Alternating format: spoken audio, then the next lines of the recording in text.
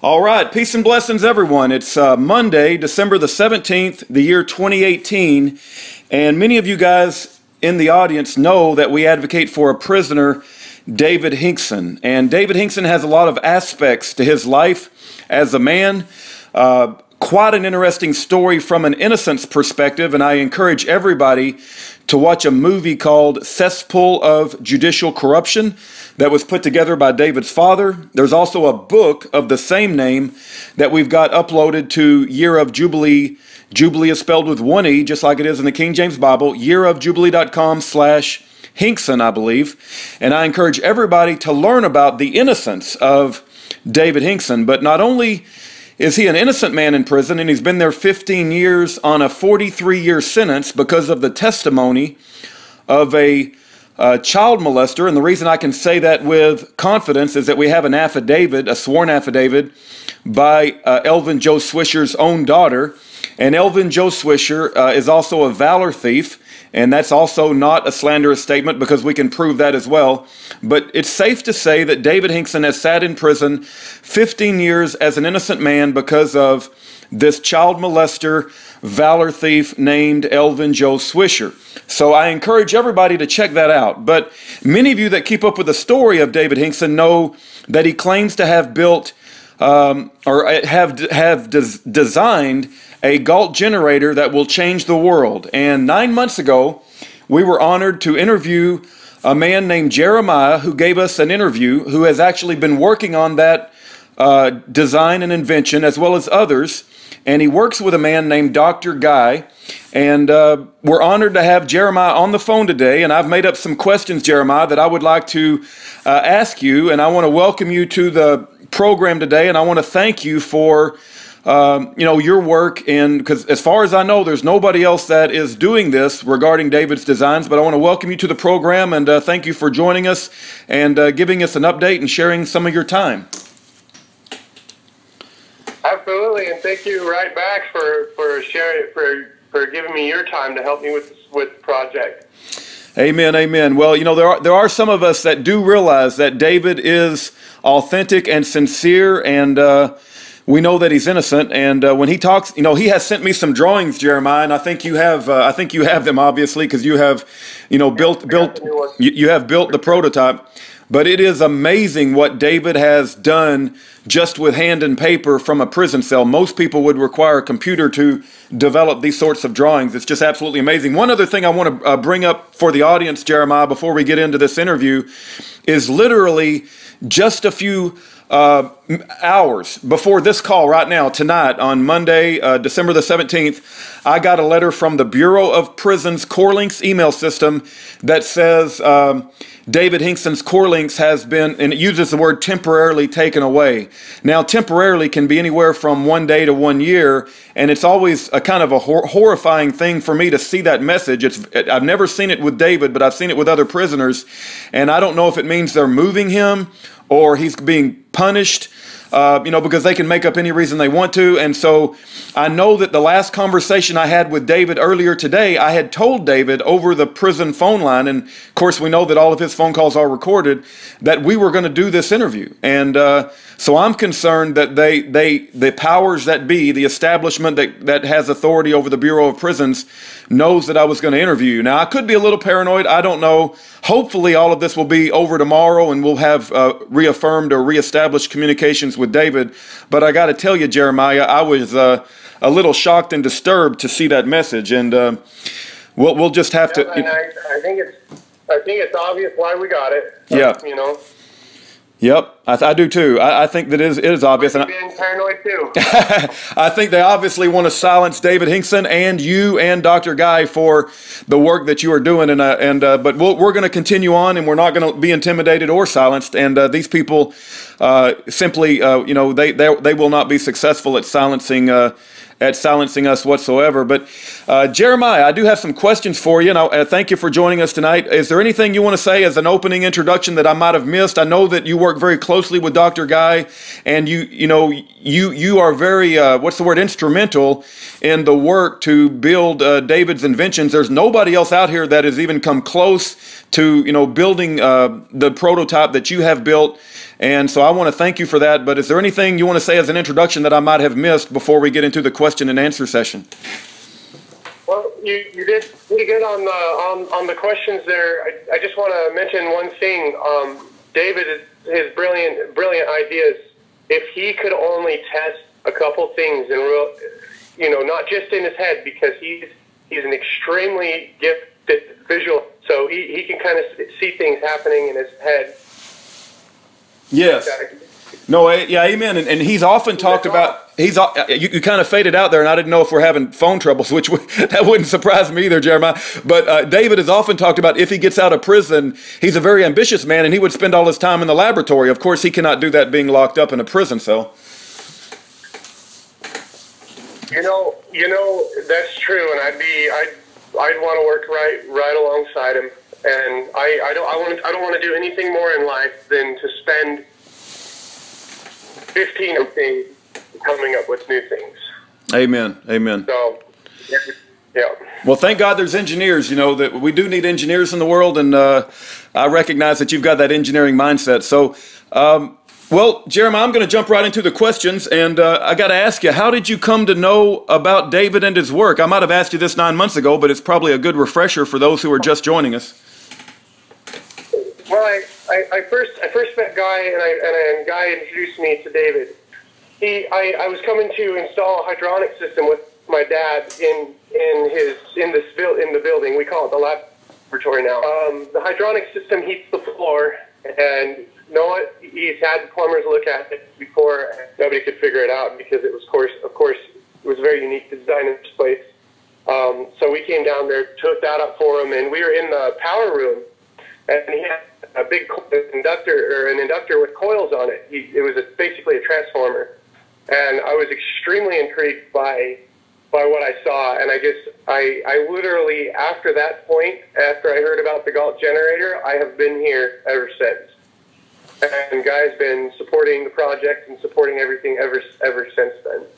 Do you know about what year that was? I heard about the Galt generator. Yep. I heard about the Galt generator, and I had done experiments in the past, similar to that, and I had done research in the past, and the design kind of sounded like it would work to me based on my prior knowledge. And I was extremely skeptical, and I'm still skeptical today about it.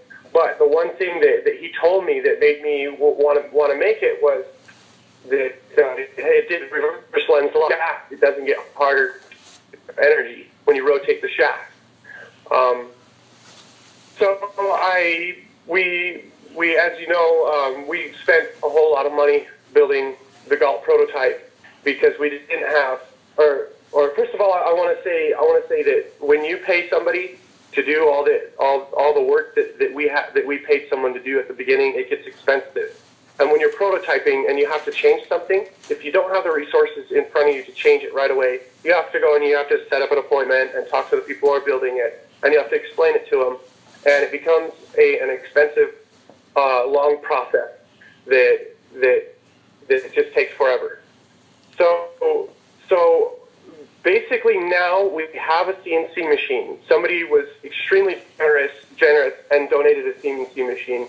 And I quickly learned how to use the CAD drawing program and quickly learned how to make prototypes. So I've been prototyping ever since, very cheaply, just to get ideas more concrete in my head, and also perfecting the machine. So we're at the point now where we can eliminate 90% of the cost of creating a new Galt generator prototype, because all we need is a water jet to cut out the cores. And the cores consist of laminated Met glass. It's the top of the line magnetic flux transfer. And I got to say right out the gate, now that I'm on this train of thought, the cores on the Galt, the problem with first prototype of the Galt was the cores were too small. We had an extremely high amount of magnetic flux trying to flow through those cores, and the cores become less and less efficient the more you concentrate the magnetic field to saturation point. So we were oversaturating the cores, and it had negative effects. But the underlying principle here, the underlying principle here is as crude as our design was, because it's the first one and the prototypes, the final design is never as good as, is always better than the prototypes. And that was only our first prototype. But when I discovered that what Dave said about reverse lens law, when I discovered it was real, it was actually like this explosion in my head, and I realized the potential that the generator had. The only problem is it was going to cost us another $6,000 to have it manufactured the way that we did it. And if we needed to change something very rapidly, we couldn't change it rapidly because we needed to, or we would need somebody to do the final or the small adjustments that right. are caustic to us. Yep. And so we've overcome that part. Now, prototype and the design we desired. All we need is that one water jet. We need, of course, the supplies to work. Actually, using most of the case to hold everything together. So we cut all that here on the CNC machine. Well, it sounds like you're in a lot better shape now to make adjustments to get to a better design than you were, say, a year ago, because of the acclimation of a CNC machine, and you've learned how to use it, and so that's really, really good news. But let me go back to the original question about, do you remember about what year that you learned about David and started to look into his work? I mean, just so we get an idea of like the time frame you've been involved with this effort. Just, do you remember the approximately? It was about two years ago. I can't give the exact date. Okay. I don't remember. No, that's good. That's good. That's cool. So I don't really keep track of that kind of details. No, that's cool. I understand. But it was about a year ago, or 2 years ago. Okay. All right. Very good. Very good. Now, before we get into like the details, and I know that you have an engineering mind, and I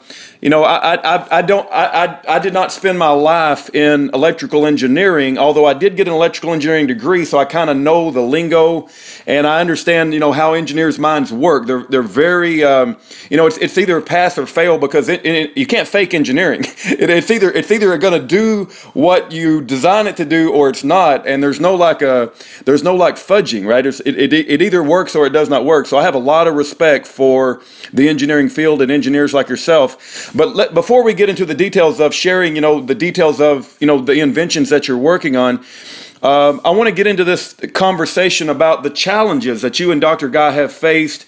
And do you have anything to tell us? Because I have heard that there were some, I don't know if it was the city or who exactly these people were, that there was a challenge to take away your property that you're currently operating on and trying to build these inventions. And also they turned off your electricity. And I think that's important for people to understand the challenges that you're facing there. And where are you with that? And are you still concerned that the property could be seized? And I guess I have heard you recently got the electricity turned on, but would you care to discuss that a little bit, just so that we understand what you went through there for a few months? Yes, they randomly came and turned off power. Now, we definitely would have had a new Galt built by now, but so we're like, why did you turn off the power? Oh, well, because some guy told us that off the power, even though we've been paying the bill for over 3 years. Paid the bill. So anyways, we go to the courthouse, we go down to the power company and say, why did you turn off our power? So Jeremiah, I hate to interrupt, but we're getting at a point where like it's kind of garbled and a little bit hard to understand. I think you said somebody claims that they own the property or something like that. So maybe, I don't know if you get a little bit closer to the phone, but I want to make sure the audience hears every word that you got to say, because I believe what you're saying is incredibly important. So I want to make sure we don't miss anything. Okay. So yes, somebody talked to the power company and asked to turn off our power, and it was the guy who was trying to steal our property. So the power company looked at some bogus paperwork that they now realize was a mistake, and they turned off our power just without any notice. And we've been paying the bill, or we had been paying the bill for about 3 years. Not me personally, but a guy has been paying the bill for over 3 years. And even though we paid the bill, they came and turned it off and said some guy with some paperwork said that we needed to turn off the power. So we took our paperwork over there, and they said they can't accept our paperwork until we got some things cleared out in the court. We got some new paperwork, took it down to the power company and gave them the new paperwork, and then they realized that they had made a mistake. mistake and came back on. But it's just random, and they wouldn't turn it back on. And we had a refrigerator with food in it. We needed to run the CNC machine. We needed, we still needed to run the bottling plant. And it was just like a screeching halt. So we basically had to dig in guard, finding some solar panels to temporarily hook up until we ordered some more. And we basically drained our entire bank account trying to come up with a way to make power immediately in order to further the project. And it was just traumatizing, and it slowed everything down, and it took our spirit away. And we just had to power through it. And get how long did that last, Jeremiah? How many months do you recall? Like how many months that situation? 6 months. 6 months. 6 months before we started back. 4 months, 4 or 6 months. Okay. Like that. All right. Wow. Yeah, I can see where that would be very challenging and a pain in the neck, so to speak. No doubt about that. But you did. It sounded like I heard you say you built some solar power panels, and eventually the electricity has been turned back on. So you're obviously. They were just raw, uncompleted solar panels. Like they didn't have any casings. They didn't have any tools. We had to completely add everything to make it work. I see. And they were so. They barely worked when we had it all connected. It just barely got us through until we got the new solar system installed, which was a pain in the butt because there is so many. The electrical done in this building was done by somebody from another country, and all the wiring coding is different. And he died before he finished the project. So trying to switch from the grid to solar was a big challenge because we had to make sure that it didn't interfere with anything when they turned the power back on. So we had to convert it. We had to convert it to solar. Then to get the power back on, we had to convert it back to the grid. Gotcha. So that it could still work. Okay. It took a long time. It was a lot of work, and it's definitely something I wouldn't have rather been doing. Like I said, I want to work 15 hours a day on the project because I love doing them. Yeah. And so, but from at this point in time, in the middle of December of the year 2018, you don't have any concern about somebody trying to steal the property, and you're beyond you've got electrical power to the property. So it sounds like you have won those victories. Is that true? We got one more court date, and everything has been going in our favor. The guy trying to steal the property. There's so many lies that he's getting caught in, and it's just right out in the open. Even though we think that they're working for the guy, it's still like it's clear as day that he's lying and stealing the property and doesn't own it. I got you. And it's like if the judge were to take our property away and give it to him, it would be because the judge is getting something or the county is getting something from these devious acts that this guy does. He becomes friends with people and he legally steals their property by getting them by creating legal paperwork to right. If you don't read the fine print at the bottom, then he gets your property. Yeah, it's like a fraudulent scam. Do you happen to know, and if you don't know, no big deal, but do you happen to know when this upcoming court date is so we can keep it in our prayers? I don't know. Okay, no big deal. No big deal. I think it's in a couple of weeks. Really? That's Guy's department. Okay, I got you. So it's going to be. We'll definitely try to stay up, and if we get that information later, I want to put it out for people to pray about because I am concerned about our criminal justice system, and I am concerned about corrupt judges, and I know you are aware they exist too. But I pray that you do get beyond this challenge.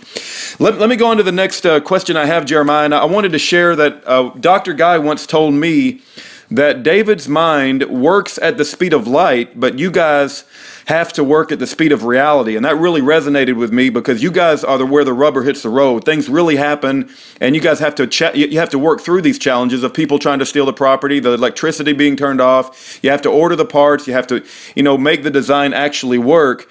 And I can also imagine not only are you having pressure from the outside for all of these court cases, but you also have David, and having talked to David and listened to him and trying to understand his own personality over the past year or so for myself, he's an impatient individual, and I can understandably so.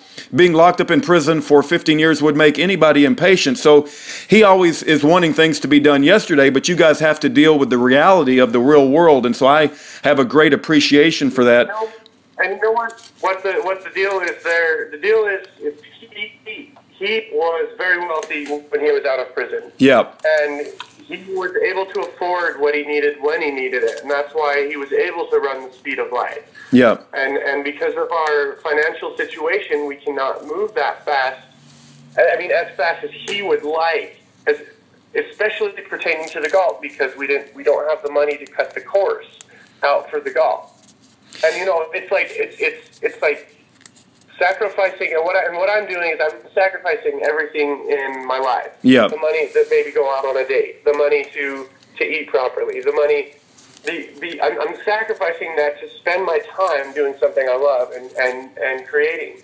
That it gets hard. It gets hard when the funds get low, and you feel like you need to go out and work and make money.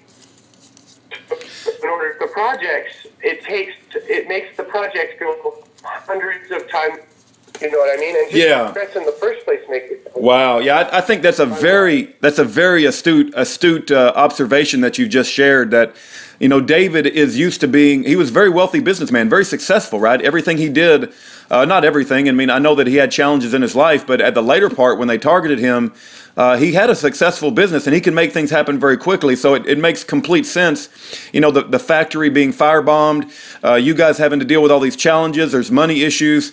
It makes complete sense what you're saying, and I really do appreciate you sharing that. But the second part to this particular question, Jeremiah, was, given where you are now, and of course our last interview was 9 months ago, do you foresee that 2019, it being a good year, the potential to make a lot of progress? Given yeah, absolutely. Yeah. Gotcha. Just the fact that we got the CNC machine is going to make the world a difference in the time that it takes to produce the prototype. And I've got one thing that I disagree with Dave is I don't think we need something to come out and be working right out of the gates power 200 million watts. Or that was an exaggeration, but yeah. But see, the way I see prototyping is you build it as cheap as you can, and you build it to get the concept proven, and then when you're ready, you build the final result. And because Dave has so much money, he wants to just go straight for the one that he can put straight into operation. But it seems like at least for me, there's little changes that you have to go. I mean, I know for me, there's little changes that you want to change on the prototype. And instead of it taking $6,000 or $8,000 or $10,000 more dollars to make another prototype, if we just made it a little smaller, we could save a lot of money. Yeah. And so that's the only thing we disagree about. No, I think that the foundations of those disagreements come back from the astute observation you said earlier. David is used to dealing with lots of money and lots of resources and getting things done quickly, whereas you guys have to deal with the reality that there's not a lot of money and people are trying to take the property away, and your electricity has been shut off. So, I completely understand and have respect for your position there, and I think that's very understandable. My next question, Jeremiah, and I appreciate the time tonight, is when I talked to David from prison, and wow, I got to tell you, I really hope they continue to let him call me, because if they cut us off, it's really going to be a bummer. But David has mentioned in the past that this Galt generator being used in the context of feeding the grid with what he calls grid tie inverters, and to make funds for the Green Conservancy by having, I guess, the power company pay the people where this Galt generator is installed. That's certainly one application that David seems to talk about quite often. And since I got you on the phone, Jeremiah, I was going to ask you, do you think there's other applications that, where this thing could be used besides just feeding the grid? I mean, I don't really have the background, so I wanted to, get your opinion on there. Okay, what I think needs to happen is the people who want the power need it. I don't think we should. Now, see, Dave and I, we disagree about things. That's just life, and right. But what I think would be good is just to be used for personal use. Like the people who donated would have an opportunity to have a system installed on their property, and they would never have to worry about power again. You know what I mean? We don't necessarily need to just go to make a bunch of money with one generator. I mean, you know, when we perfect it, I think like I've always dreamed of not having to rely on the power company, always, my whole life. And I just think that the other people who want it and the people who don't need it and who don't want it don't have to have it. But the people who do, the people who want to be off the grid, and there's a lot of them out there, those are the people who I want to receive a Galt generator so that they don't ever have to receive a power bill again for the rest of their life. Well, Jeremiah, let me share this thought with you. And again, this is just a practical way of thinking from my perspective. And again, if you was to, let's say you get the resources, you build a Galt generator that actually works in the way that David thinks it's going to work, and you install it in a property and it starts feeding the grid. I mean, as soon as the power company realizes they got to write you a check for $10,000, $100,000, whatever the dollar amount is, you know that the powers that be they're going to get sick of that like after the first month, and they're going to figure out some way to shut that up, right? Yeah, and you know it's already happening with solar though. They're already pissed off at solar, and so because their fingers are so deep in the market, they make solar more expensive. They make the batteries wear out, and there's all these problems. And in fact, right now, if I were to be able to finish my project, we would be able to take energy out of the earth. And then this is guaranteed. This isn't something that we don't know. We could take the heat energy out of the earth and possibly the atmosphere. The Galt thing, it would do it in another way, and there's a possibility that if the Galt turns out to work, if we increase the sizes of those cores, and we still get the reverse effect, then that would make the turbine kind of obsolete in a way. So the turbine, and let me explain the turbine. Now, the turbine is Nikola Tesla's favorite invention. He was asked shortly before he died, what was his favorite invention, and he said it was the Tesla turbine. Now, one thing I know for a fact is that Tesla was able to take steam and put it in his turbine, and pure water came out the other end. Pure water, no steam came out the other end. And that's because he extracted all of the heat out of the steam, and that's why it condensed to water. Now, you can do the same thing to atmosphere with a perfectly tuned Tesla turbine. You can take, and hold on one moment. You can take the heat energy out of the air and turn it into liquid nitrogen, liquid oxygen, and liquid CO2. Same way he turned the steam into a liquid. You can turn nitrogen into a liquid, oxygen into a liquid if you take out all the heat. But there's so much more heat because, like, just for instance, nitrogen boils at negative 320 degrees Fahrenheit. If you took, and because it's a gas at, say, room temperature, say it was just 80 degrees, if all of the heat after that and made it into a liquid, you would have a serious amount of power come out of that turbine. So I can see perfectly in my head how the turbine could create an unlimited amount of energy out of the atmosphere. And it's not even free energy. It's just energy that's already there. Just like Tesla said, we live in a sea of energy. There's literally an unlimited quantity of energy everywhere. Where are you with a prototype for the Tesla turbine? Have you built one already, or is there plans in the future to build another? I've got YouTube videos on the prototypes right now, and I've actually just finished my new prototype. Not the new prototype. I've got another prototype coming out right after this one. But I burn a hole in hardwood with a round shaft with 6 psi very rapidly. Wow. That's unheard of. Yep. That's unheard of. And the videos are actually getting, for as new as they are and has little subscribers, they're actually getting quite a bit of attention because people are sharing it. People are sharing it on the engineering forum. And from a layman's perspective, for an amateur like me, someone who's just reading and trying to learn as best as I can, one of the things I hear about Tesla turbine is it doesn't have any torque, but you're saying that's not true, that you're showing that it can have torque. Yeah, okay.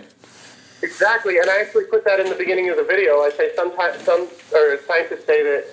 oh, right, maybe that's where I saw that. Right, okay, very good. Torque. Yeah. And I'm like, well, they're wrong. And you can see it for your own eyes. I made the video Burn Gotcha. through a piece of hardwood in no time. Smoke And is billowing out. It's really the best turbine that you could find on the entire internet wow. in operation, or at least for my many years of watching Tesla turbine videos and turbine videos, I've never seen anything run on this low PSI, and so has everyone else out there. No one's ever seen it since Nikola Tesla. Wow. Now, Nikola Tesla did show an interviewer one time, and there's actually a book. There's actually a book, and it's called "The Problem of Increasing Human Energy," where he talks about how, and he shows the interviewer steam going in his turbine and water coming out. Wow. Okay. Energy from the water, from the steam, was being turned into motive force.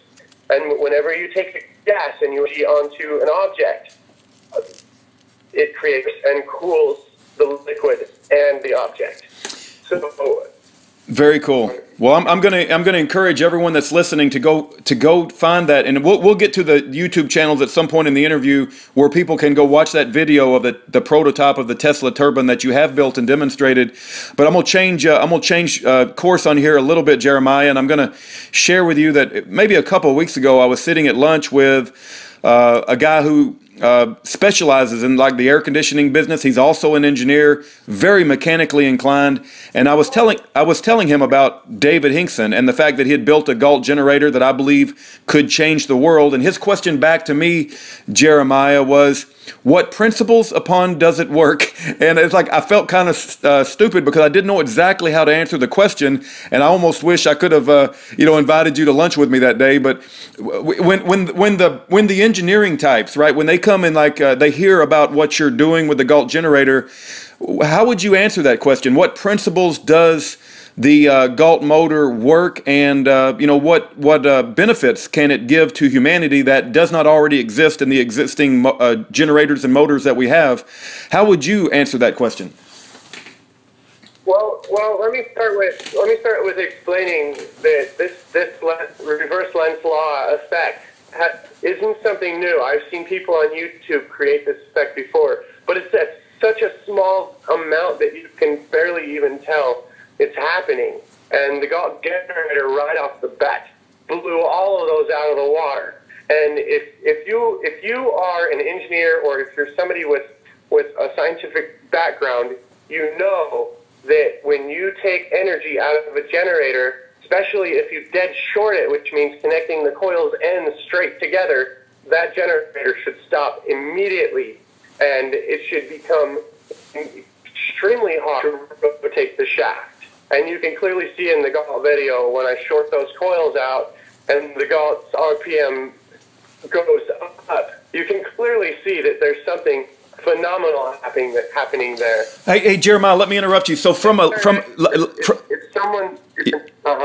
layman's perspective, is it proper to say that normally when you put a load on a generator, like for instance, if you took a drill, I'm just trying to give an example that a layman can understand. If I took an electric drill that I have that has a battery, right, and it's not plugged into a wall, but it just has a battery, and if I drill into balsa wood, which is a light load, it's just going to bore right through it very, very easily. But if I bore into like mahogany wood that's very hard and dense, it's going to be harder for the drill to go through that. But what you're saying is, it takes more power. Yes, it's going to take more power, right? But battery's going to drain fast. Yes, and so what are you saying, that this Galt generator that you have, if I go into mahogany wood, that it actually spins faster? Is that do I understand that properly? That is exactly correct. Wow, that's very impressive. Okay, very impressive. So the bigger the load you put on it, the big. I'm sorry, Jeremiah. I keep interrupting. You go ahead. Oh, yeah. I just wanted to say the world needs to know if we fix our one problem, which was the cores were too small, if this is going to work. Even if it didn't work, the world needs to know it's that important. Yeah. It could change the world. Yeah. You know what I mean? Yeah. If you put a heavier load on a generator or an electric drill and it goes faster, I mean, that's pretty dang impressive. So I certainly, it's got my attention, and we're looking forward. Well, your prototype, the video that you did even 9 months ago, even before then, appears to show exactly that. Is that not true?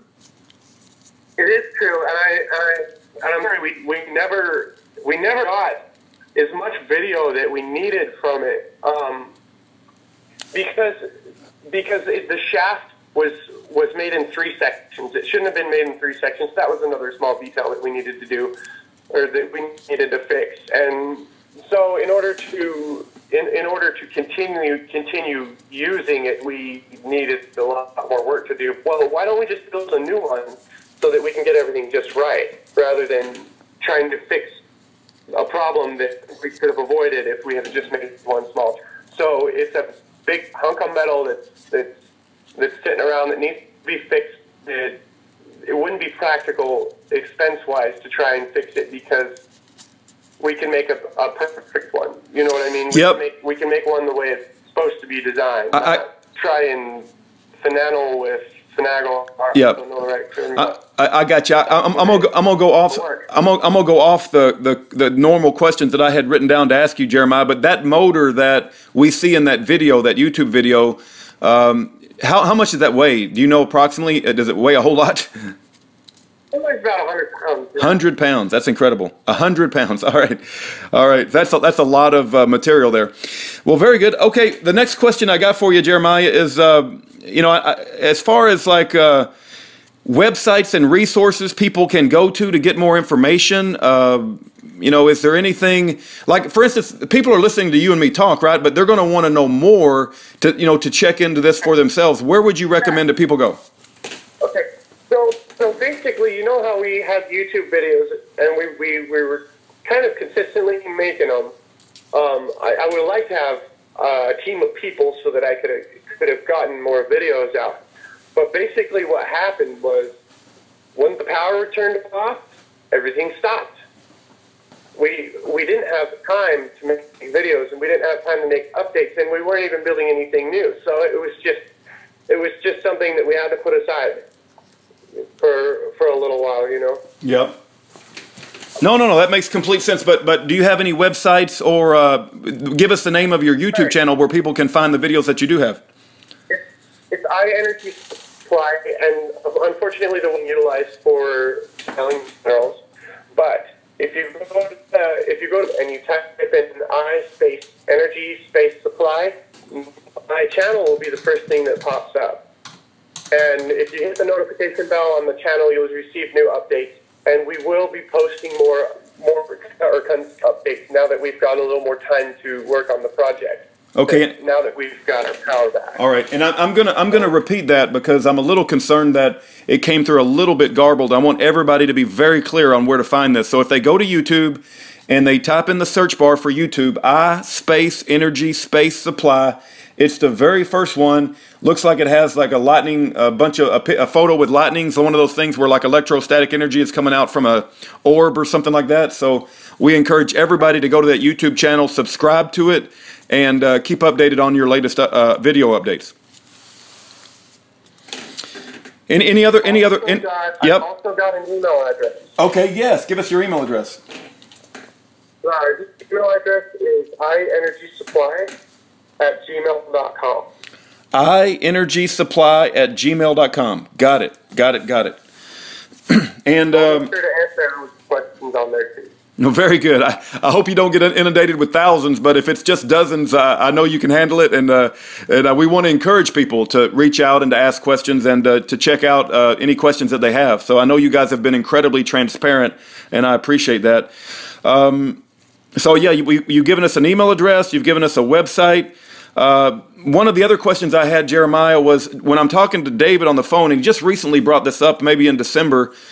He talks quite a bit about a crowdfunding campaign, and I didn't know if you knew anything about that, and if you don't, maybe that's Dr. Guy's territory, but is there anything you care to share about the... What I want to... Yep. Go ahead. What I want to do, which we're going to do shortly here, we've just had a lot of stuff going on, as you know. I want to have either a GoFundMe or what do you call that? There's another funding website people use a lot. Well, there's so many. I wouldn't be able. There's a lot of them out there. GoFundMe is one of them, right? Patron account. Which one? We're going to try to get a Patron account. Oh, Patreon. Okay, right. Gotcha. Mm-hmm. but we don't actually have all that set up right now. The interview came pretty early. From what we were expecting, it just kind of came.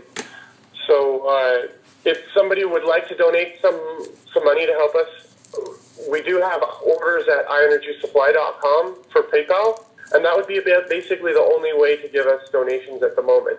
Other than that, we received a check one time through the mail, and we also had somebody send us a money order once before. But the easiest way to do it for us would probably just be orders at ienergysupply.com, and that's PayPal. Now, we mentioned a YouTube channel, you've given us an email address, and now you've just mentioned ienergysupply.com. Is that a website that you keep up? Is it iEnergy? No, that's like PayPal. If you go to PayPal and you want to send money to a user, you have to enter their user name, and that's orders at ienergysupply.com. And ienergysupply.com really won't help much if people go there, and of course it would help if they ordered some minerals, but... Well, Jeremiah, I'm going to leave the last word with you, and I can't thank you enough. We've been on the phone about 45 minutes, and you've shared with us another update. I hope we get together before another 9 months, and I got to tell you that I'm very encouraged that there are men like you and Dr. Guy and anybody else down there who's working on David's inventions, because I believe in David, and I believe that he has substantial inventions that could benefit humanity, and I'm glad that you're working on them, and I'm glad that you took time to give us an update. But anything else you want to share with us before we close this interview down? And thank you for your time. I want to thank everybody for helping out and being interested in the project. I really want to change the world, and I've got a lot of time if I just had some help. You know what I mean? Right. I've got a lot of time on my hands if I could only not worry about having to go do other things. Yep. Well, you give us your contact information, and I pray that the people who listen to this do reach out to you and engage you. Maybe they have ways to raise funds, or maybe they have questions. And anytime you get more heads thinking about a project, there's always good things that come out of that. So thank you so much, Jeremiah. We appreciate you, and we'll stay in touch. And we'll keep that upcoming court date in our prayers, that it goes in your favor and that judge rules in your favor. And we'll pray that God works a miracle to get David Hinkson out of that hellhole prison. But thank you for your time tonight, and I'll get this uploaded on YouTube so everybody can hear it.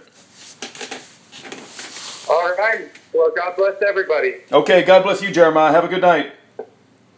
You too. Bye-bye. Bye.